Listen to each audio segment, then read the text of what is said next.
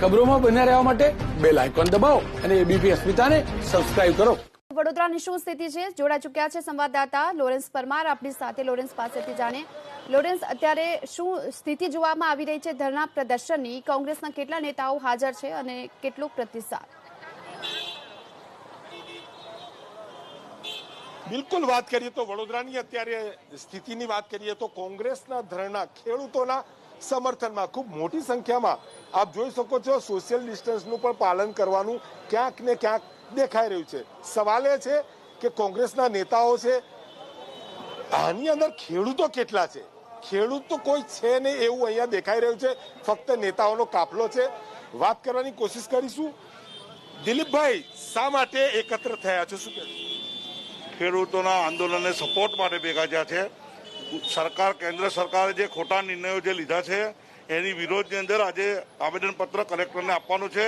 અને તમારી સાથે ખેડૂતો કેટલા છે અહીંયા? અમારી સાથે સમગ્ર ગુજરાતના અને વડોદરા જિલ્લાના તમામ ખેડૂતો છે।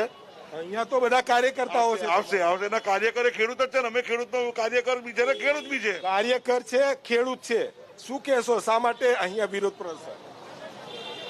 जब किसान का हल खेत में चलता है ना, तो भारत की समस्या का हल निकलता है। ऐसा सुना गया है कि जैसे एक खून की बूंद कोई पैदा नहीं कर सकता, इस तरह एक अनाज का दाना जो यहाँ शहर में नौकरी करने वाले लोग हैं वो नहीं पैदा कर सकते। अपना पसीना गिराकर वो दाना निकाल। हमारी સાથે કેટલા ખેડૂતો છે પ્રદર્શનમાં? અમારી જોડે જે ગામડાના સાગરભાઈ બ્રહ્મભટ્ટ કોકો છે એમની જોડે બધા ખેડૂતો અહીંયા ઉભા જ છે અને આખા દેશમાંથી ખેડૂતોને સપોર્ટ મળી રહ્યો છે, કારણ કે થાળીમાં જ્યારે અનાજ આવે છે ખેડૂતની મહેનતથી આવે છે, નથી કોઈ ઉદ્યોગપતિની ત્યાંથી આવતું। આ દેશ વેચવા નીકળેલા ભારતીય જનતા પાર્ટીના નેતાઓને અમારે એટલું જણાવવાનું છે કે ખેડૂતો જોડે હંમેશા વડોદરા શહેર કોંગ્રેસ અને ભારતીય રાષ્ટ્રીય કોંગ્રેસ રહેશે અને જ્યારે ખેડૂતોની સમસ્યા આવશે ત્યારે અમે એમની પડખે ઉભા રહીશું। જોઈ શકો છો જે લાઈન બંધ, એટલે ક્યાંક ને ક્યાંક કોરોના સંક્રમણને લઈને નીતિ નિયમોનું પાલન તો જરૂર દેખાઈ રહ્યું છે। જો કે નેતાઓ તે પણ કહી રહ્યા છે કે તેમની સાથે ખેડૂતો પણ છે। જો કે અહીંયા કોઈ ખેડૂતોનો તો સવાલ નથી, તમામ નેતાઓ દેખાઈ રહ્યા છે। અમી રાવત આપણી સાથે જોડાયા, તેમની સાથે વાત કરીશું। શું કહેશો બેન, ખૂબ મોટી સંખ્યામાં ખેડૂતોની માટે ખેડૂતો છે તમારી સાથે? ખેડૂત છે તો આપણે છે।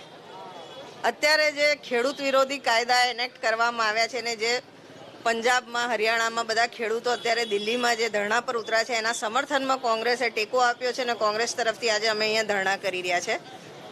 એક રીતે તમે જોશો તો જે અંગ્રેજો વખતે ઈસ્ટ ઇન્ડિયા કંપનીએ કરેલું એવી કંપનીઓ ઊભી કરવાનો કારસો રચાઈ રહ્યો છે। એક બાજુ મિનિમમ સપોર્ટ પ્રાઇસ માટે જે ગેરંટી આપવાની હોય એ બંધ થઈ રહી છે, બીજી બાજુ પ્રાઇવેટ પ્લેયર્સ અનલિમિટેડ હોલ્ડિંગ કરી શકે અને ડાયરેક્ટલી ખેડૂતો પાસે એમના મોં ભાગ્યા ભાવે ખરીદી શકે અને કોન્ટ્રાક્ચ્યુઅલ ફાર્મિંગ થઈ જાય। આ બધાથી ખેડૂતો અત્યારે ઓલરેડી નાના ખેડૂતો છે એ લોકો પાયમાલ થઈ જશે અને ગુલામી તરફ ધકેલાશે, એનો અમને વિરોધ છે। ગુલામી તરફ ખેડૂત ધકેલાશે। નરેન્દ્ર રાવત આપણી સાથે છે, શું કહેશો?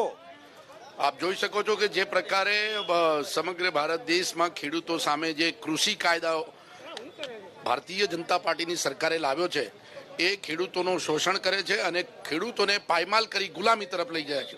એટલે સૌથી પહેલી માગણી એ છે કે કૃષિ કાયદાઓ પાછા ખેંચો અને એ કાયદાઓ જે બનાવ્યા છે એની બાબતમાં આપ જાણો છો કે કોન્ટ્રાક્ટ ફાર્મિંગ કરી પ્રાઇવેટ લોકોને ખેડૂતોને હાથમાં સોંપી દેવા, જેના કારણે સમગ્ર ભારત દેશના ખેડૂતો પાયમાલ થઈ જશે અને આની સામે સમગ્ર ગુજરાતમાં બી આજે અમે એની સામે પ્રોટેસ્ટ કરી રહ્યા છીએ। કોંગ્રેસ પક્ષ ખેડૂતોના આંદોલનને ટેકો જાહેર કરે છે કે ખેડૂત જગતનો તાજ છે અને એને ગુલામી તરફ ધકેલવાનું જે કામ ભારતીય જનતા પાર્ટીની કેન્દ્ર સરકારે કર્યું છે અને જે કાળા કાયદા કર્યા છે કાળા કાયદા પાછા ખેંચવા માટે અમે સમર્થન આપી રહ્યા છીએ। તો પ્રદેશ કોંગ્રેસે આજે ધરણાનું પ્રદર્શનના કાર્યક્રમનું આયોજન કર્યું, પરંતુ અહીં મિશ્ર પ્રતિસાદ જોવા મળી રહ્યો છે।